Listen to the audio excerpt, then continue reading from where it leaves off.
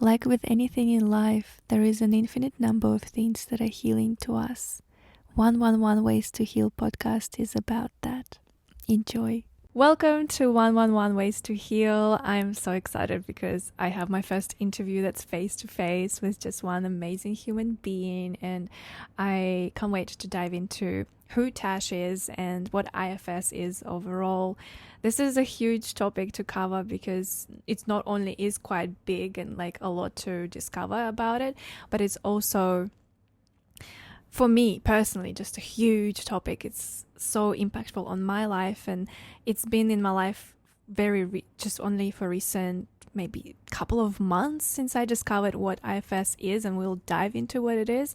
But the fact that I met Tash in this time since I've discovered what IFS is, and Tash has played a huge role in my healing personally in this short time, it just really does speak about the power of internal family systems, and can't wait to dive deeper into it with Tash and also introduce you to her beautiful like inner world. There's so much to share, and I know I'm making you blush with all of these like flattery but that's on purpose. And what actually happened is I met Tash 3 weeks ago, and we really like, it's been only 3 weeks, and we just full head dove into so much deep sisterhood healing with like a group of girls that we've met, and overall just sharing our lives, our stories, and really realizing that we are on similar journeys in terms of healing and in terms of discovering your power and embodying that power. So it's really a privilege to be sharing this path and meet you at this time in your life, and feel ready to meet you and see you fully, because I feel like internally I am ready to have people like yourself in my life as well. So I can't wait to hear your story in more details as well. Do you want to tell us who you are, what do you do, and why you do it? That was a really sweet introduction. Hi everyone, I'm so excited to be here, and I'm so grateful to have met you, Anna. I'm an internal family systems therapist, and currently with my practice I infuse a lot of like creative expression and somatic work into it, which is a big step from where I was even a few years ago, when I didn't really consider myself to be like an artistic or creative person. And it's just so beautiful, and we'll discuss this in more depth on the podcast, but like the more you really dig up the buried unconscious parts and aspects of yourself, the more you really discover what lights you up. And this is what I love so much about IFS, internal family systems. It's given me a tool, and it's given me a way to really know myself to my core, and to love what I see, and to love what's in there. And we'll go into more detail too, but like when you experience so much trauma and so much pain, it's really hard to love yourself. It's really hard to see yourself and to accept yourself. And so having something that's supported that process for me is beautiful. And I knew that this is what I had to share with the world. I have always been a really curious girl.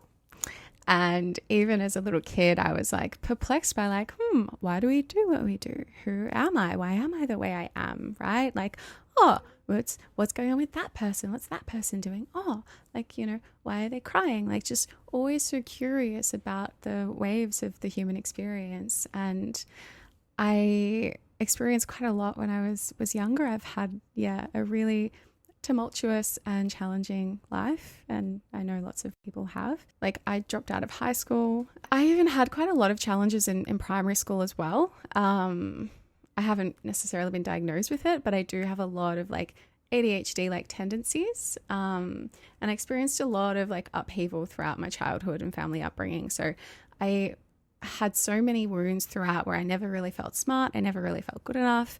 And then in high school I ended up, I think wounded people attract wounded people. You attract people who are kind of on the same level of hurt and pain is what you are, and you attract what it is that you know.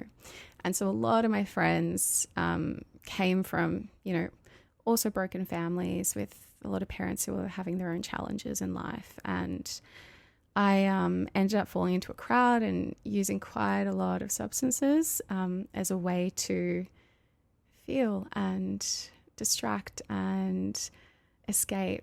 And then I ended up dropping out of school and had this moment of peak realization when I was 16 years old. And it was, God, I was up for quite a few days. And I remember looking in the mirror and being like, holy shit, I'm gonna die if I continue on this path. And then I was so fortunate to be able to ask my grandma to go overseas with her because she was going overseas for a few months. And in that moment, I messaged her straight away in this peak realization of wow, if I continue on this path of staying up for days, doing lots of substances with people who were participating in quite dangerous activities and criminal activities, I would end up dying, or my whole life would be different. And I don't know what it was, but it was just this seed and this spark of hope inside me, and was I need something to change, and I'm fortunate enough to have this experience where I can go away. And so messaged my grandma straight away and was please please take me, I need to. And I think on some unconscious level they knew that I had to go with them too. And that was the real spark in my healing journey, where I then went and spent 3 months in Macedonia, experienced quite a lot around how the other side of the world lived. It wasn't a developed country, so it was such an eye-opening experience. And then connecting to family, friends who had so much going for themselves in their life, and so much passion and so much drive and so much belief in themselves. And I was whoa, wow, okay. I was so inspired. I got clean. I still had my waves where I'd go in and out of things, but this was the real peak of that upward trajectory of recovery. And then I came back and was wow, I want to go back to school. I want to study, and really started to have visions for myself. And then when I was in high school, I remember I went to RMIT, I did my VCE, and I did psychology as a subject. And then I fell in love. And I was wow, this is so cool, learning all about the id and the ego and the super ego, and what kind of motivates us and what drives us, and just absolutely fell in love with it. And then I made some friends who were also really interested in that. So then we just really started diving into this exploration of who am I? What do I do? And then in that journey, I was still up and down, flowing through life. And then I went to uni and I studied psychology. And throughout that process, I'd gone and I'd seen so many psychologists. I tried to speak to a lot of people around, I still had quite a lot of trauma, and I had a lot that I was working through, especially with the addictions that I was experiencing. And I was in really, really tumultuous relationships. And I just found that the support that I received, and I know that everyone was doing the best that they could, but the support that I received was a lot of cognitive behavioral therapy or mindfulness. And it didn't really get to the root cause of my trauma. And so I ended up completing my psych undergrad, and then just feeling really disheartened, and I was still experiencing a lot of trauma responses and survival responses. My relationships were challenging. I was still really anxious. I was still quite reactive to the world and viewing the world from my lens of survival, and was oh, I'm just going to sort my life out through, eating well and exercising well. And I then was I don't want to do psychology.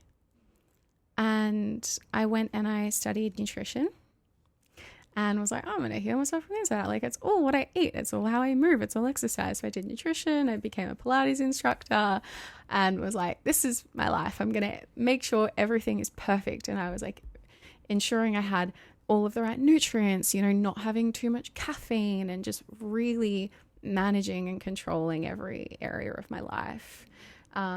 And it makes a lot of sense because I think for a long time I felt so out of control with my partying that now, and we'll delve more into it with IFS, but like my managers really took over and were like, okay, we are now going to just control every area of your life. You're never going to step out of line. And I ended up, studying nutrition. I did a diploma of health science, nutritional dietetic medicine. And then during the last year of those studies, I was really struggling. And then I think we had gone into COVID. I was in a relationship, which in hindsight, it was really beautiful, but we both just had so much buried trauma that we weren't really working through. And we had that whole anxious avoidant dance, and it was really painful for the two of us. And I was really obsessed with like controlling my life and then fixing and controlling everyone else's life around me, including my family's. And I remember looking for a family therapist. And I love this story because I feel like IFS really found me and was a gift for me because I was still really struggling, but I didn't know it as deeply as what I do now in hindsight. I did feel like there was a lack of meaning and purpose in my life. And fixating on my family and looking around for a family therapist. And I put my name down for a local service, and I was putting my name down everywhere. And the girl on the phone goes to me, oh, look, like I am just letting you know, like it's going to be like up to a 6-month wait, really long wait time. I was like, that's fine. Like, I'm just putting my name down everywhere. So thank you. And then after 2 weeks, I get a phone call from them, and they're like, oh, hello, is this blah, blah, blah, you put your name down here. And I was like, okay, cool. Hi. It's like 2 weeks. And she's like, well, we found a therapist for you. We found like a family counselor. And I was like, oh, incredible. And she was like, yeah, like we can book you in for like next week. And I was like, amazing. So convinced my brother to come to the first one. Absolutely doesn't like it. It's like, I'm not going back. Next one, convinced my grandma to come with me, and no, still not coming back. And the third one, I go by myself. And in this time, like I was having the time of my life because this woman, amazing, was like, I do this therapy called internal family systems. Maybe like a month or so before that, a friend of mine had told me about it, and it just sparked that word inside of me. And I actually didn't fully understand how he was describing it, because he was like, you have these managers and you have these firefighters and you have exiles and all of this. And he's like, I know, like it's really going to help you. And I was like, okay, cool. But it just didn't register. And it's such an experiential process. And so she was like, oh, I do this thing called internal family systems. And I was like, oh, I know about this. Cool. And so each session she's talking a little bit more about it. She also was like really into nutrition, and she did like art therapy and family therapy. She's incredible. And then the third session I go by myself, and I was like, oh, hi, like it's just me. And she goes to me, you know, maybe you and I have a little bit of work to do together individually, and maybe we can explore the part of you that feels such a need to, or such a responsibility for your family and for their healing. Like, what about your healing?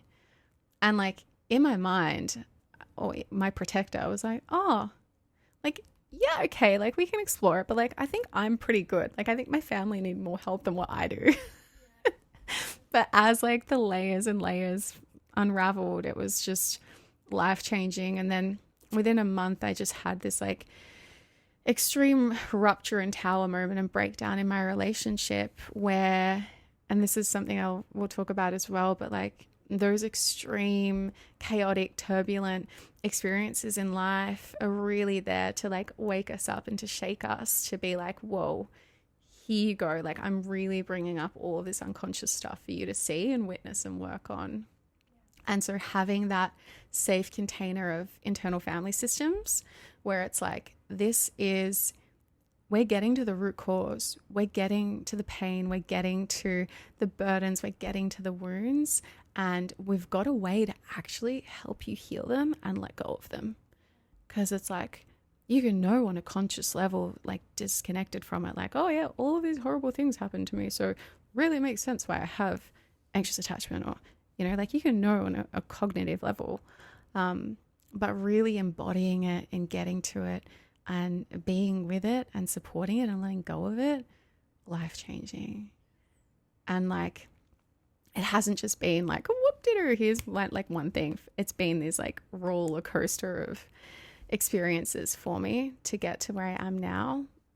But I'm so grateful that I have this tool and these connections and the support to really, really allow healing to take place, like from the core, from the inside out. Thanks. And then I knew like it changed my life, and I was like, whoa, like I can see that so many of my choices before that were so like burden led and driven, right? That I just knew this is what I had to do. Like I really wanted to bring this healing to the world. Thank you so much for sharing that.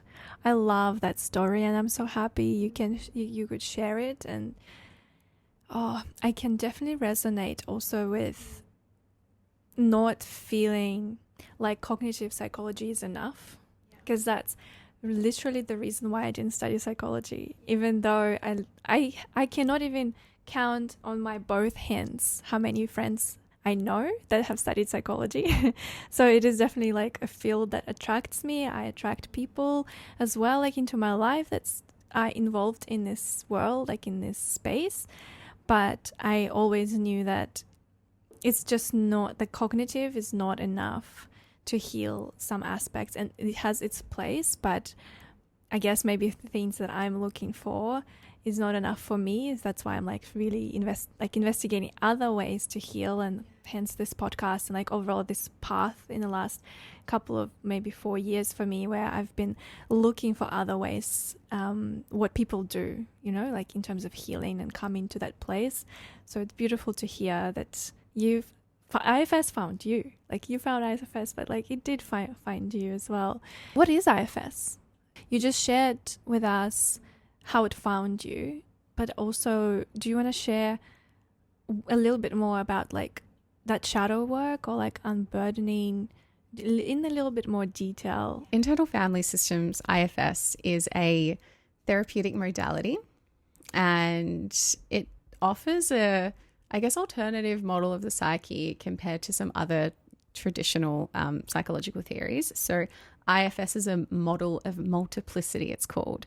So it means that we have a whole lot of different parts inside of us. And I think a lot of people can relate to the idea of like, oh, like, okay, a part of me really wants to get up and go to the gym and exercise, but then another part of me just wants to stay in bed and relax. Or, you know, a part of me might want to eat really healthy, but then another part might want to just like stuff its face with cake. So it's this idea that like we have a lot of different like characters and motives and desires inside of us. And for someone with like complex trauma and a lot of shame, it can be so healing to understand that like maybe I do have this desire to like lash out and defend myself, but that's not the entire of me. And the beautiful thing with IFS is that it is it's a spiritual modality and concept, in the sense where it says like the whole goal of IFS is to bring more of your self energy to the world and to your parts. And so it's called being self-led. But the idea of self is that we all have this core essence and this pure being or soul inside of us.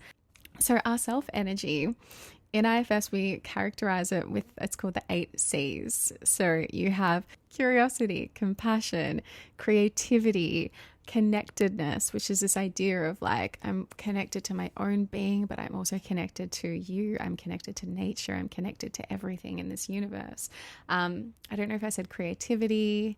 We've got calm, courageous, so courage, and clarity, and then also confidence. So when we are being led from this space of openness and purity and our self-energy, we embody all of these qualities. So it's not just like you're compassionate to the point of being a martyr, It's you're compassionate, but you're also courageous. You're compassionate to other people. You're also compassionate to yourself, which means that you're able to set boundaries and able to look after yourself, but also able to offer that kindness and care and openness to another person too. And so IFS, a lot of people have termed it as like attachment work, but done inside. So you're learning now to attach to yourself, but attach to your self energy. So attach to that pure essence that we have within us. And so one of the core beliefs within IFS is that we all have this self energy. So even people who might have done heinous or horrible acts towards other people and been a perpetrator, at their core, they do have this self energy, but it can just get really clouded by these layers of protection, or our ego or our shadows, some other people might refer to it as. So IFS posits that we have two different types of parts. You have protectors and then you have exiles. And so protectors are broken up into managers or firefighters. And this is where like the jargon and the terminology can get a little bit confusing. But when you can embody it and relate to it and understand, it really makes a lot of sense. So managers, like I described with my nutrition or with like wanting to fix my family. So my managers are proactive protectors where they come out and they're like, okay, I'm going to do all of these things to prevent any kind of wound or exile from activating. And firefighters, they come out in response to a wound or an exile coming up. So exiles are like those really deeply buried, painful wounds and traumas that we hold. And they hold on to the experiences of like abandonment, rejection, pain, terror, humiliation, shame, this like feeling or belief of like I'm bad. So exiles might say like, they might take on the belief that I'm bad or I'm worthless or no one loves me or no one cares about me. So when we have those thoughts or feelings or even like experiences, like a lot of the times they can live in our gut and in our stomach, that tends to be an exile we call an IFS. And so naturally, like who wants to feel like that, right? I don't like feeling that way. It's painful. So we develop these protectors and they come out.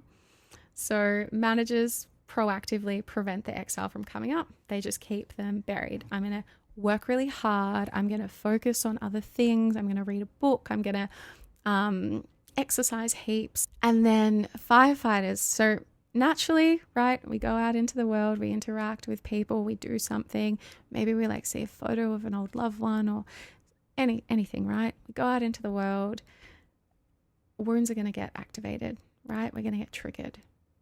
So then firefighters are like, woo, here I come. I'm going to come out and I'm going to dose this pain.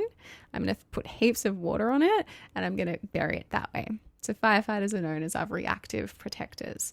So let's say I go out into the world, I interact with someone and then, maybe they give me like a strange look and then I interpret it like, oh, I've done something wrong. This person doesn't like me.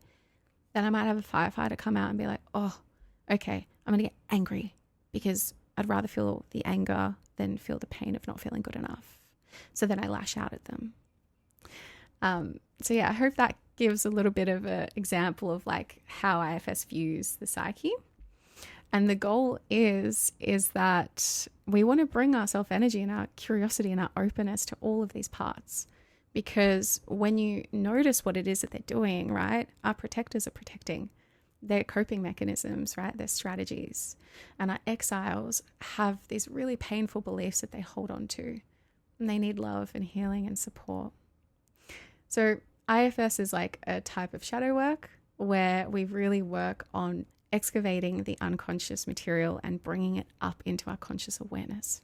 It's not to say that our managers are more conscious. They might tend to be we're a little bit more conscious of them. But when we're driven by our burdens, generally we are acting from a place of like the unconscious.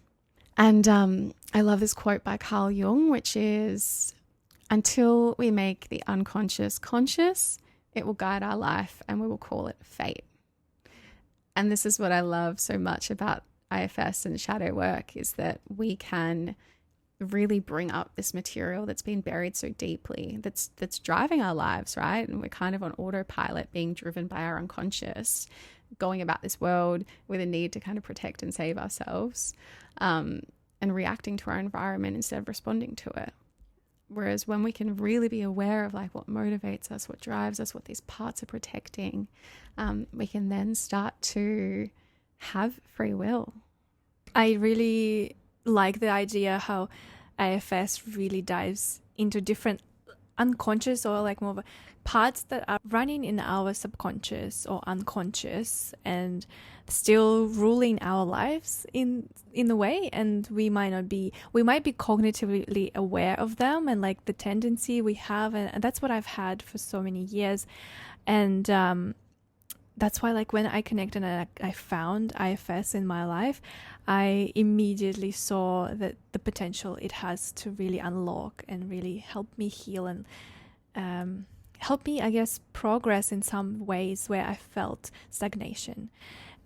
Because I do find that in the years of therapy that I've been doing it, all types of things, I have had my fair share of progress in healing, but there were moments where I felt stagnation or just like roadblocks and I couldn't go further, and had to be patient, which is sometimes so hard. I discovered IFS literally like 3 months ago, and I read a book. My friend recommended me a book called No Bad Parts by Richard Schwartz, and his way of describing it, like the book starts with, if you want to see change in the world, you've got to look internally and be that change, is literally the message of everything I do, everything I say. Like, this is my mantra in life. You've got to be the change you want to see.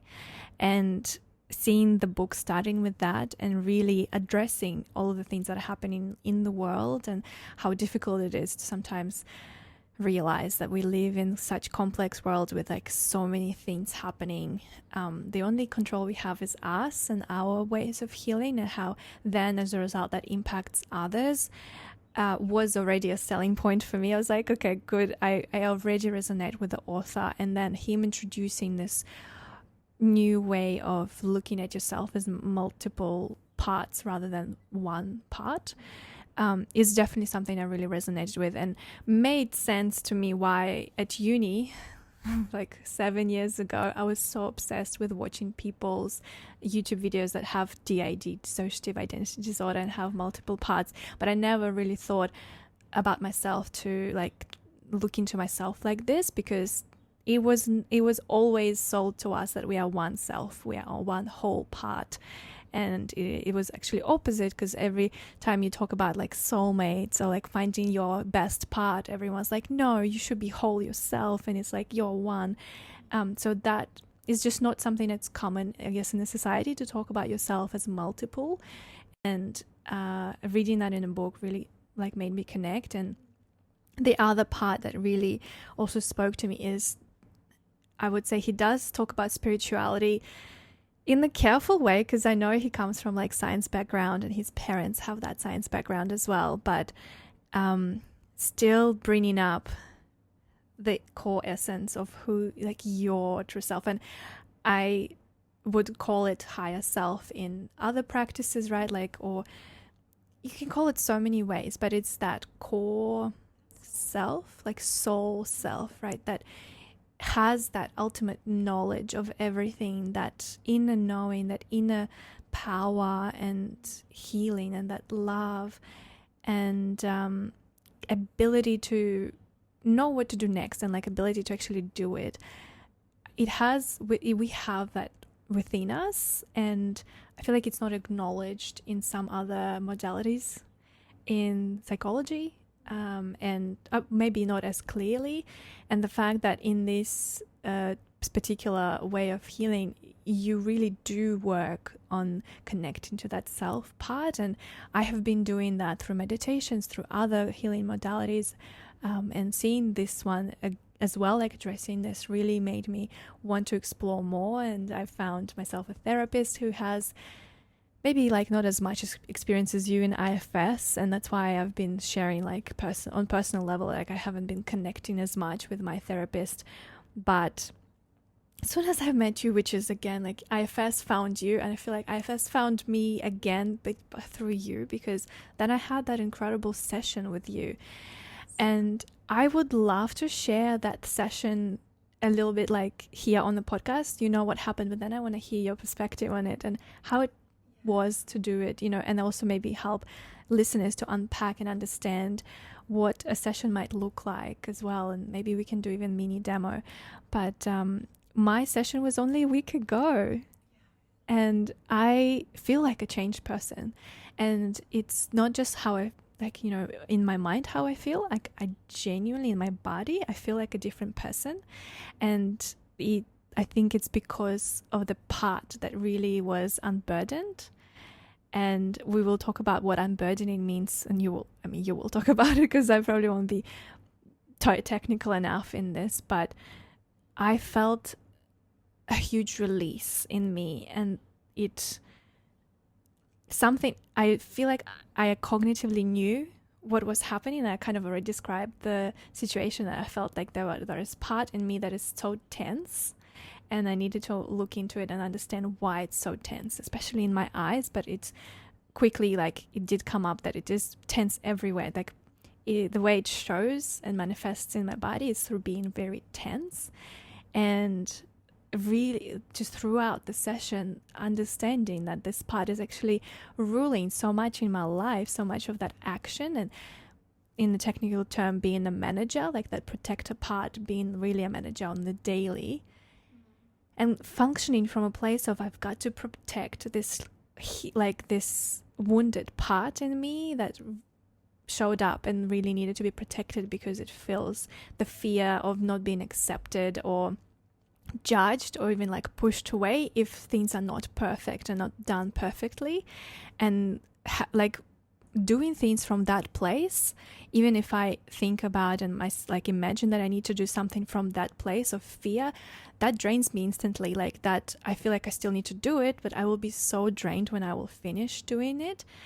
And that's how I felt for the most of my adult life. I felt like I could do things. I am a doer, but I also would feel super drained, burnt out. And being able to connect to that part, to the exile, and then unburden it, go through this beautiful magical process of connecting to that child self part, because it does a lot of those parts come from childhood. And not even knowing that I had that, like cognitively I knew about the tense part, I did not know that I had that history of feeling so much fear for not doing something right, and feeling instant shift of how this protector part, manager part, still wanting to do the job, to do the things in my life, but coming from a place I want to do it rather than I need to do it because the wounded child will feel more fear. It's that shift that I feel like has been clear in my life since then. For a week, I have been literally functioning with no caffeine. I don't need it. I really love the taste, so I did have it today, but literally I don't need it. And I used to rely on it heavily, and I used to at least try and manage it with taking something healthier like tea or matcha rather than coffee, but I still needed it. Like I relied on having something like a caffeine to keep going, and all this week I didn't need it, and I felt triple the energy. And that is, I think, the essence of what IFS does on the subconscious level, that we never understand that it has so much impact. It actually has so much power over who we are. And that's why I believe that self-awareness is amazing, but then like doing work deeper beyond that self-awareness that we might not know, we might not comprehend, but still going into it and finding ways to do it. And IFS is one of them.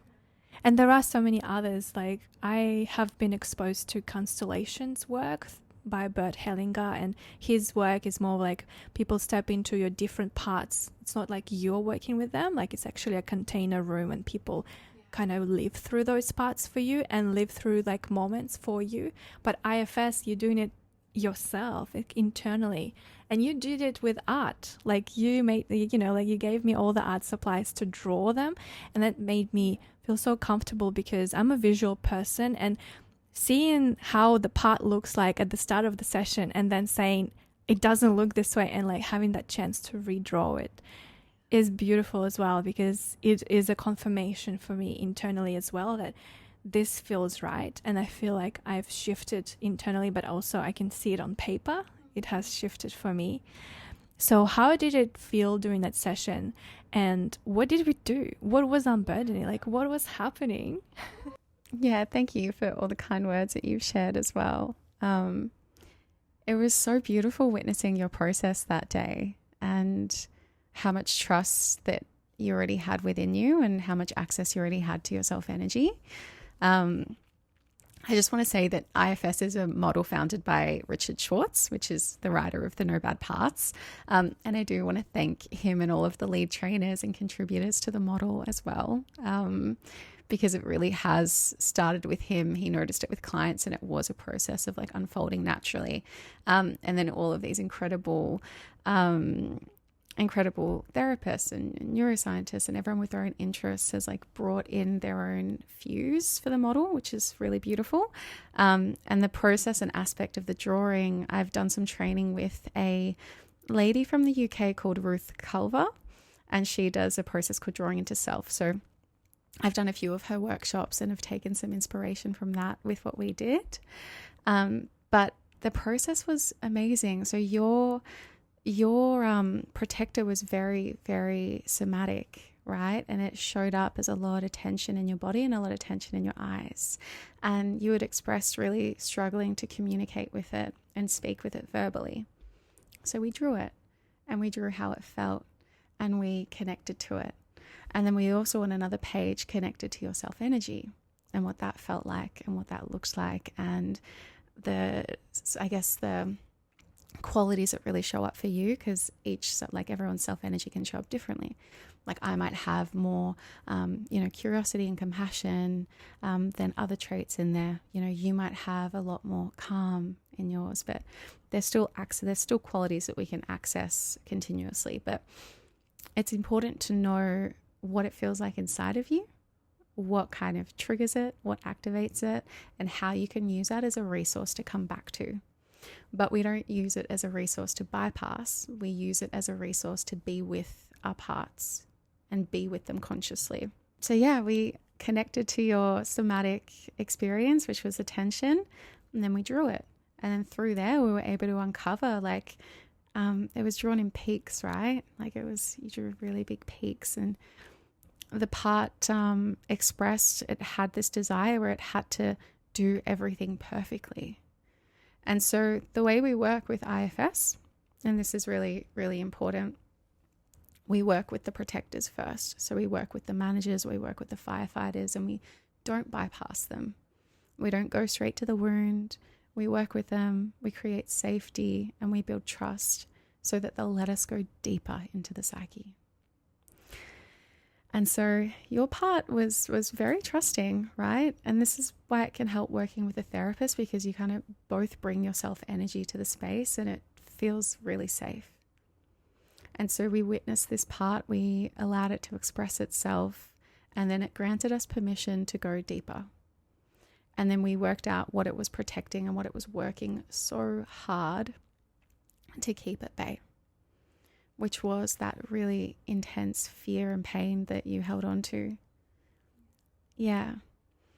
And then through that, we got to meet that wounded inner child that held on to a lot of painful experiences. And oftentimes these exiles are stuck in the past. So they're stuck in a memory. And so the unburdening process in IFS, when you get to the exile, and you don't always have to follow through this process, we can go about our life and we might have spontaneous unburdenings, they're called, where, you might be in an ecstatic dance and you might be releasing so hard.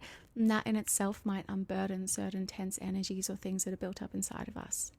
But with things like relational trauma or complex trauma, or these really deep wounds that our parts hold on to, having this process of the release and the unburdening can be really beautiful.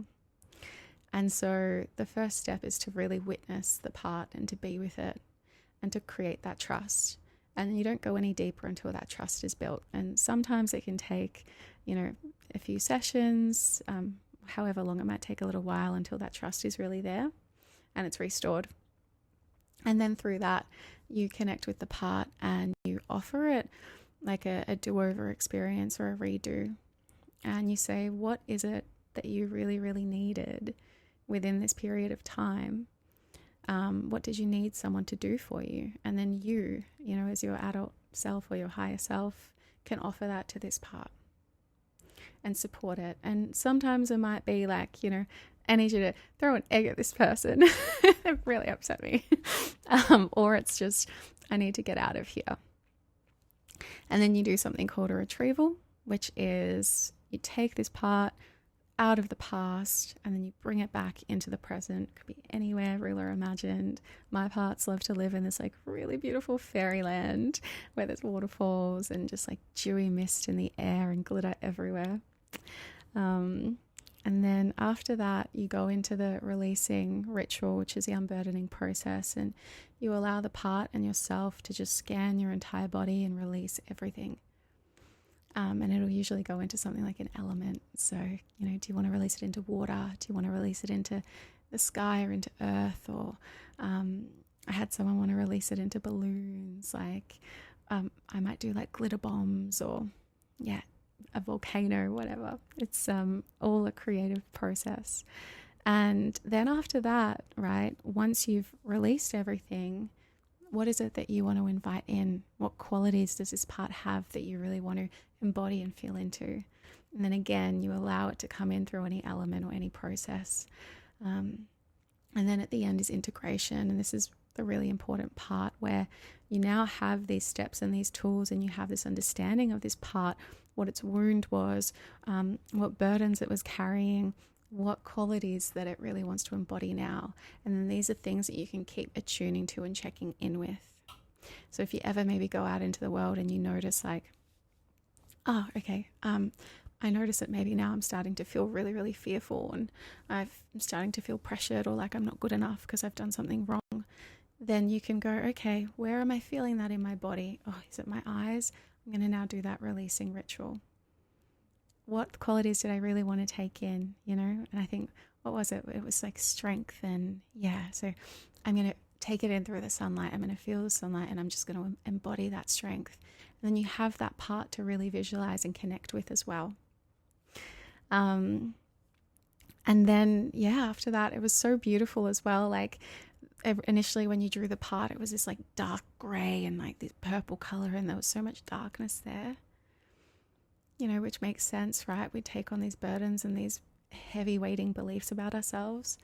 Then after we released it, it transformed into this like bright little rainbowy pink looking piece. And it's so beautiful how when we like release that heaviness and we release that baggage, how much lighter we feel. Yeah. And then your other part, then we go back. So once we work with the inner child, we go back, we work with the protectors. Maybe the protectors want to do an unburdening. And then this protector, what was her name? Nastya. That's it, Nastya. And then she redrew herself as well. Yeah, and what was she? She was this like powerful orb. And connected to like, what is it now? And oftentimes like there can be reasons why our protectors don't want us to go deeper. So this is why it helps to work with someone, because they can really help you navigate your system and create that trust and build that trust.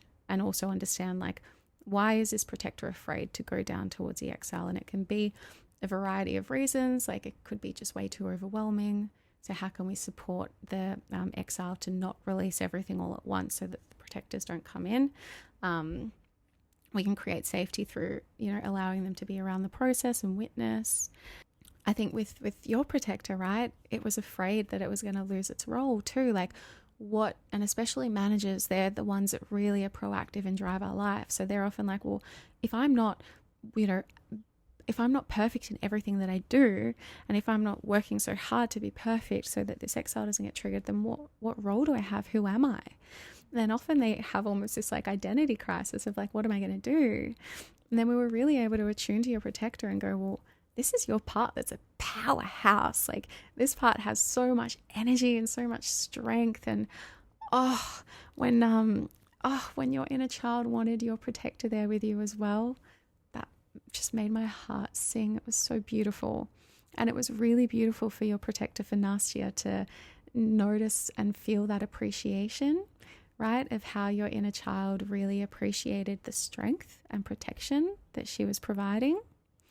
And so now, because we give our parts names as well, or we don't actually give them names, they choose their names. And Nastya, your powerhouse protector, was like, I'm gonna now be, this driving force and this energy. And so now this is why you're just like a big ball of energy.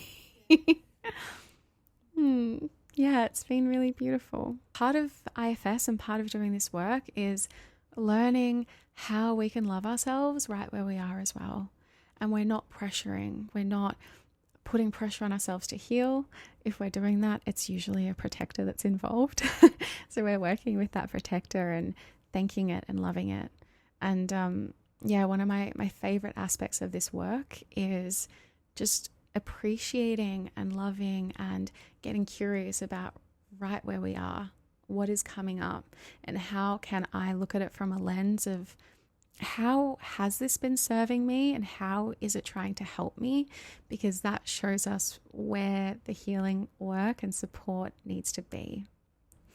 And another thing I love as well is like, this work is about excavating that unconscious material and bringing it up. And there are so many ways and tools to like start attuning into that self-awareness and really building that self-awareness, which I'll go into, but also noticing that like self-awareness without that compassion and love and curiosity can often lead to like rumination and self-criticism and self-blame.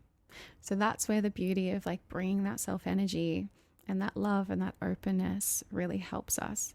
And also having that lens of like, how is this part doing its best to protect me? And like the book, right? No bad parts. So that's like a common saying that we have in IFS, because there really aren't any bad parts. Even like a part of me that might get really angry and like want to push people away, it might be a little bit, misguided in its attempts to create safety or connection, but it is only doing what it knows to help me survive, because underneath that there's such a pain and such a burden. But yeah, some tools for how to really attune to your parts and get to know them or get curious about them, or ways in which unconscious material might show itself. So I use an acronym called SIFs.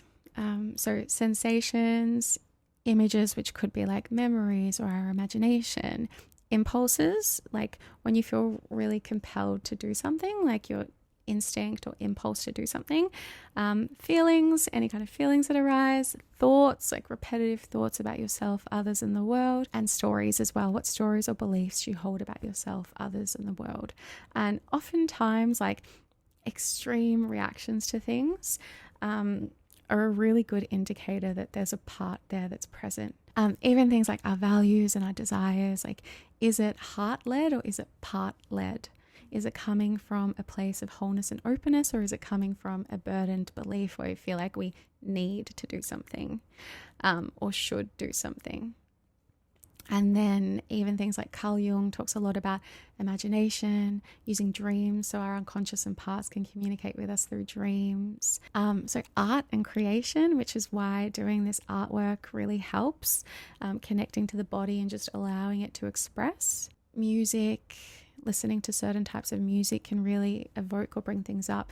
Even like sensory experiences, like smell, things we see, fantasies as well. What is it that you like pops into your imagination, or what is it that you fantasize about? Even other things like really, really strong emotional charges and reactions, like start to pay attention to that. And even other tools, like I love things like tarot or astrology, not necessarily as like predictive tools where it can tell you the future, but more as like when you look at the meaning of something or when you learn something, what is it that it brings up inside of you?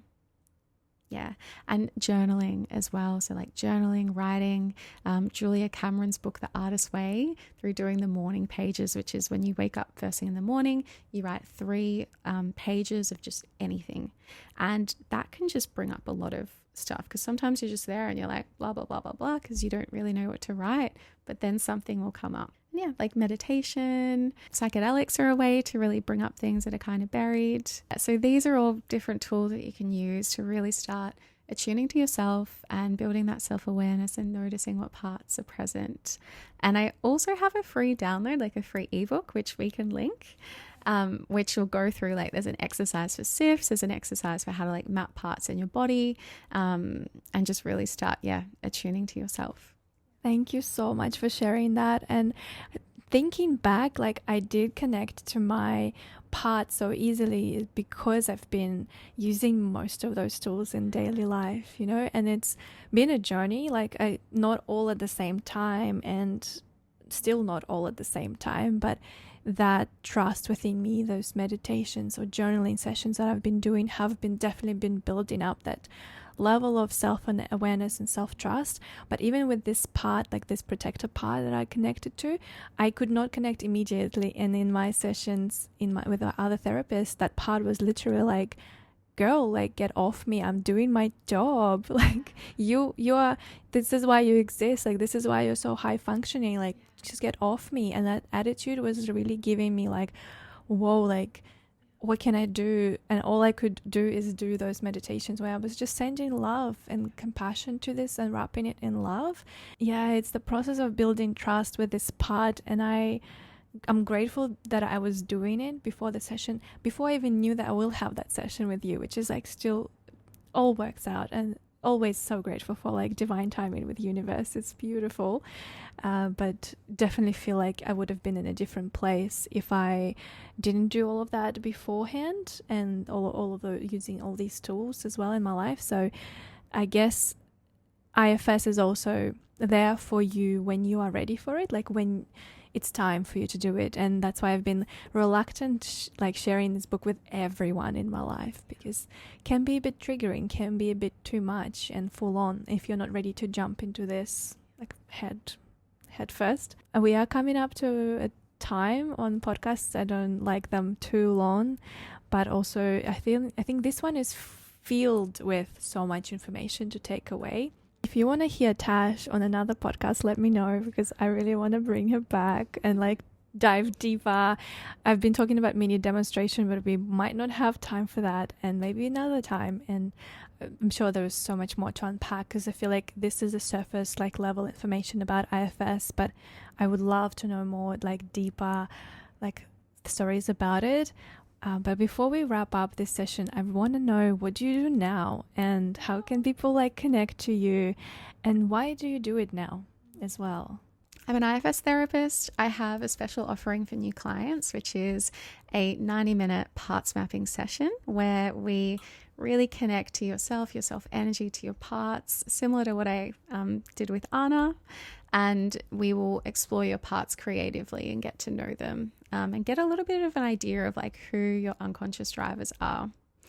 And then I also have some healing packages, which are longer in length, where there'll be several 90-minute sessions, a few 30-minute sessions, and then 15-minute check-ins. And these are for people who really, really, really want to adopt their own IFS practice and begin working with their parts and doing a lot of deep internal healing work. And then I also have packages for just 90-minute sessions as well. So these are all linked on my website, which is pathtoself.com.au, and also on my Instagram. For me, so much of the healing work and the growth came from having the support of a therapist and doing 90-minute sessions. And then she also made herself available for phone calls. And it's just having someone, when you're doing that deep integration work, it's just so much more helpful.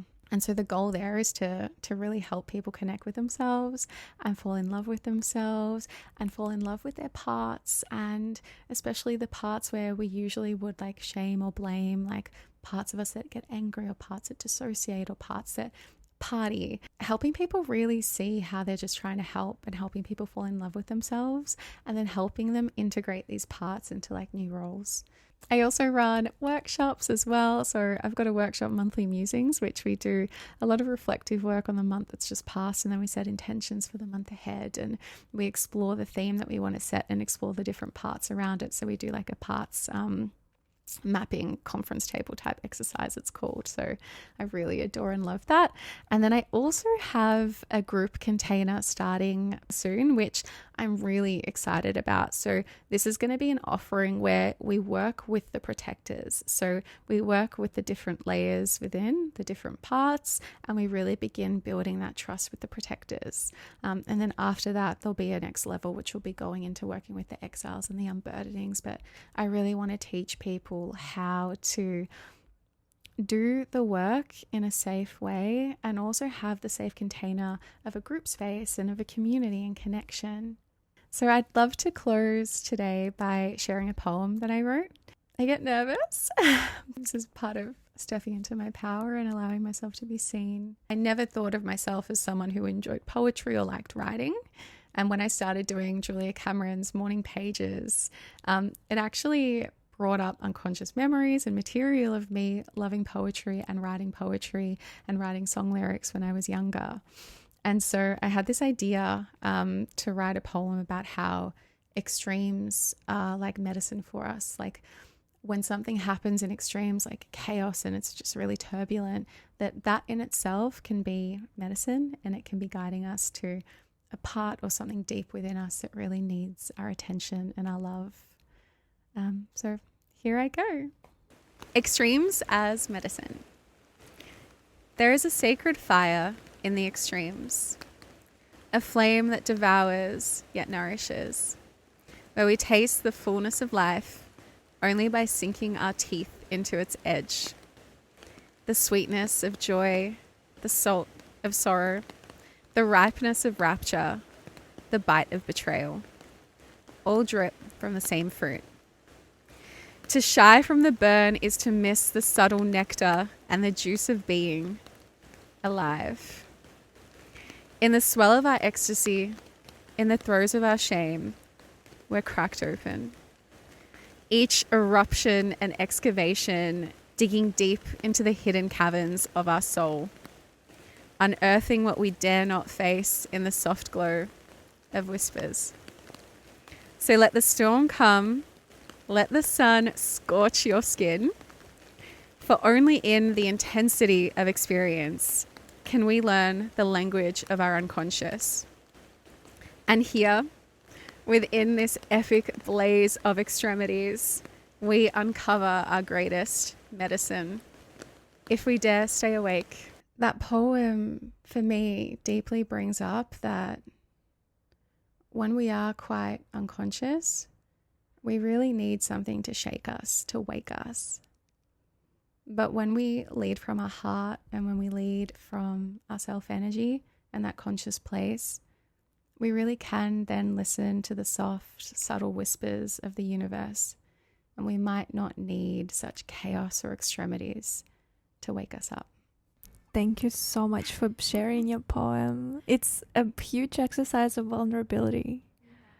Thank you for sharing it with us. I find that a lot of things and situations in our life happen in loops and they need to happen in loops so we can identify that it is a loop to exit the loop. It's louder and louder. Yeah, every time it gets worse, and that's why it feels like everything's spiraling, but it is those moments to wake us up. And that's why every time especially now, maybe in the past it wasn't like that, but now if I ever experience anything that feels like too much or what is going on, I'm always like, deep inside of me, I know I'm going to be so grateful for this experience because it's going to show me something incredible to exit this loop. Yeah. It's happening for us, not to us. Yes, I love it. I hope you enjoyed this podcast. I hope you loved connecting to Tash and her story, what Tash offers. Please book in a session with Tash as well. And I can't wait for maybe attending one of your workshops as well. I actually do something similar. I have date with myself every month, and I also like unpack my month, all the lessons from it, and my intentions for next month. So it will be really interesting to see what you do, because I'm like always interested in learning and taking little pieces and creating my own things, but first experiencing what people offer. So it will be really, really interesting to do that. You can find all the links and all of the website information in the description. And I hope you connect with that. Let me know if you want Tash back. Tash will be back at the Healing Circle podcast, but I think one-on-one is when we dive deep, really unpack it. But let me know. I hope you have a wonderful time of the day wherever you are, and I will see you in the next one. Bye. Please share this episode with your nearest and dearest. Give this a like and leave a review. All of these help us reach the right people who need some healing in their life. I hope this serves your healing process.